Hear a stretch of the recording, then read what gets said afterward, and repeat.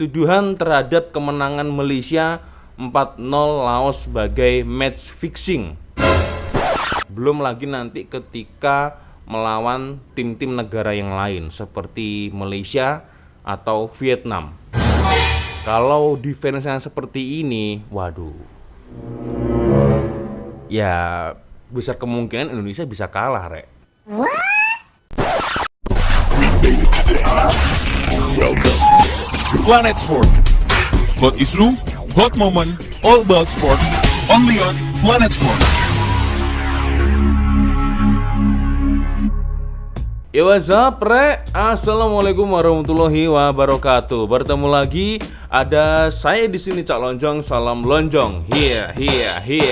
Apa kabar kawan-kawan? Semoga semua dalam kondisi yang sehat ya. Amin ya robbal alamin. Iya, Rek, seperti yang kalian tahu ya, sekarang pertandingan Piala AFF tengah bergulir ya, sedang berjalan. Dan di tengah-tengah situasi seperti itu, ada ramai sekali kawan-kawan yang meminta saya membahas beberapa hal yang sepertinya isu yang agak sedikit memanas ya. Isu tersebut adalah match fixing, guys ya, salah satunya. Dan nanti di video ini saya akan mencoba membahas dua ya, yaitu yang pertama adalah match fixing ya. Jadi kalau kawan-kawan belum paham match fixing ini apa, Rek ya. Match fixing ini adalah pengaturan skor ketika di dalam dunia persepak bolaan, Rek ya. Jadi pengaturan skor ya, seperti rasuah lah ya, mungkin seperti itu. Dan yang kedua, saya akan mencoba mereview kekuatan dari tim skuad Harimau Malaya dan juga tim skuad Garuda ya. Oke, untuk yang pertama saya akan mencoba untuk membahas match fixing yang sepertinya agak-agak memanas ini isunya, Rek ya. Tetapi sebelum itu, hanya sekedar mengingatkan untuk kawan-kawan yang beragama Islam, jangan lupa sholat dulu, Rek ya. Langsung saja kita mulai ya.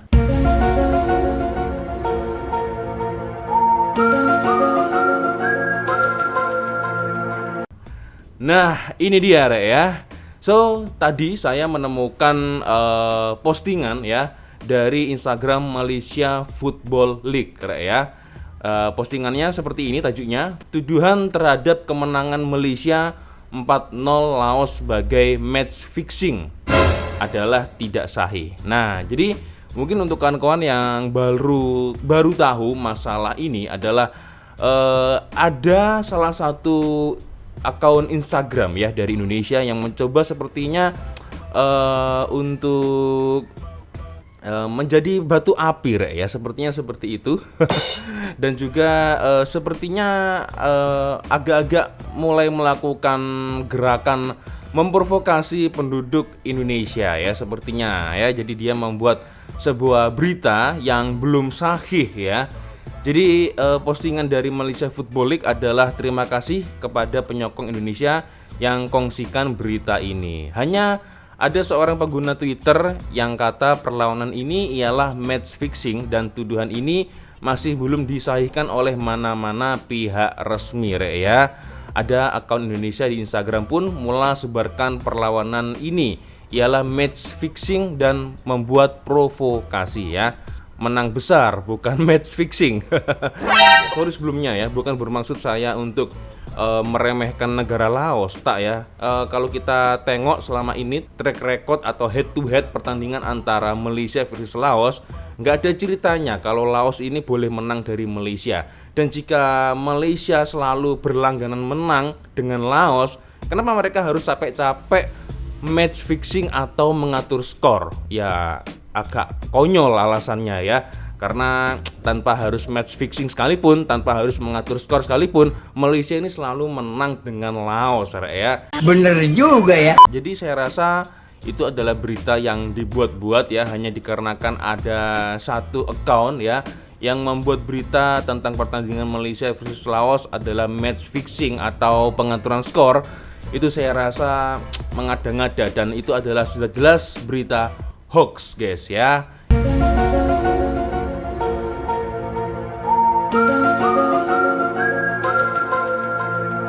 Lalu untuk mereview kekuatan dari timnas Malaysia dan juga timnas Indonesia ya.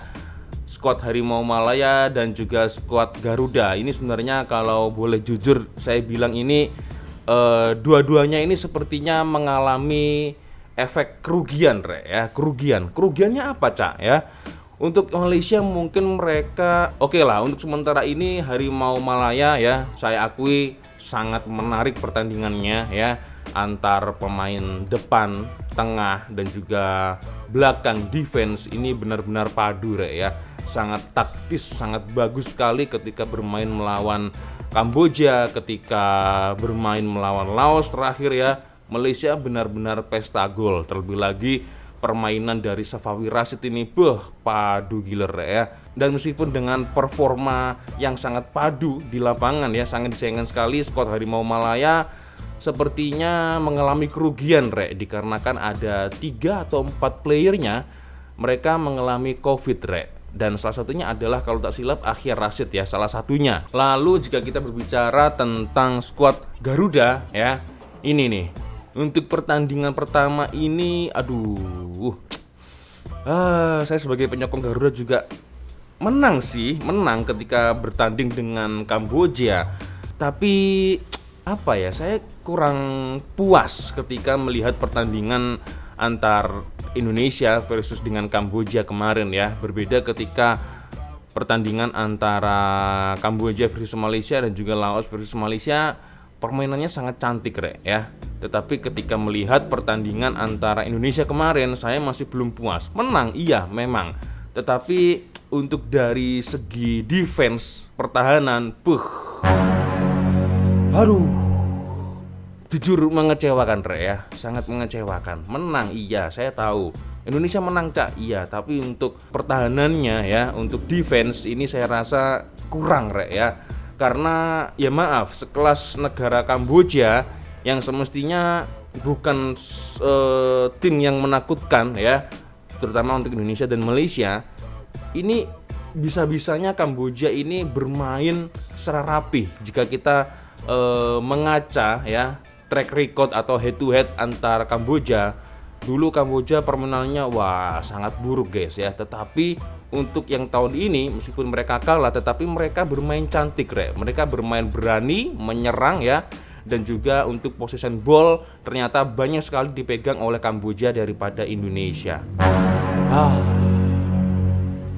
Ini masih melawan Kamboja ini Indonesia. Belum lagi nanti ketika melawan tim-tim negara yang lain seperti Malaysia atau Vietnam. Kalau defense-nya seperti ini, ya besar kemungkinan Indonesia bisa kalah dengan defense seperti itu ya. Mungkin untuk kawan-kawan yang pecinta sepak bola Indonesia mungkin juga berpikiran sama seperti saya. Oke, dari menyerang ya, sangat taktis, sangat kompak, sangat padu. Tetapi dari pertahanannya benar-benar rapuh sekali ya. Akhirnya ketika saya kemarin melihat pertandingan Indonesia versus Kamboja, saya berpikir ini baru Kamboja ini ya, baru Kamboja Indonesia sudah kebobolan 2 gol. Pertahanannya rapuh, defense-nya rapuh. Ini baru Kamboja kebobolan 2 gol. Ya, bagaimana kalau berhadapan dengan Harimau Malaya atau Vietnam? Ini juga salah satu PR ya, pekerjaan rumah atau homework untuk Sintayong mungkin ya. So, mungkin harapan saya adalah mungkin bisa lebih diperbaiki lagi, terutama defense dari Indonesia. Untuk Malaysia saat ini berada di atas angin ya. Mereka top skor di grup B ya, di grup B mereka top skor. Tetapi di satu sisi lain Malaysia dirugikan dengan adanya 3 atau 4 pemain yang terkena COVID. Salah satunya adalah Akhyar Rashid ya. Ini dan untuk pertandingan besok ya, Malaysia versus Vietnam dan untuk Indonesia versus Laos. Oke, kita akan tunggu bagaimana perkembangan pertandingannya ya. Oke, mungkin hanya itu saja untuk video saya kali ini ya. Dan bila ada kesilapan kata-kata saya dari awal sampai akhir, ya saya minta maaf yang sebesar-besarnya ya. Oke, Sehat selalu Rek ya. Salam damai, salam serumpun. Dan jika ada video menarik atau video yang boleh saya reaction di next video selanjutnya, kawan-kawan langsung saja boleh follow Instagram dan juga Facebook saya Rek.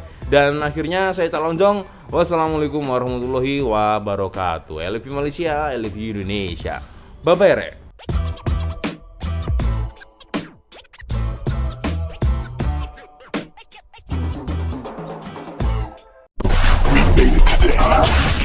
Welcome to Planet Sport.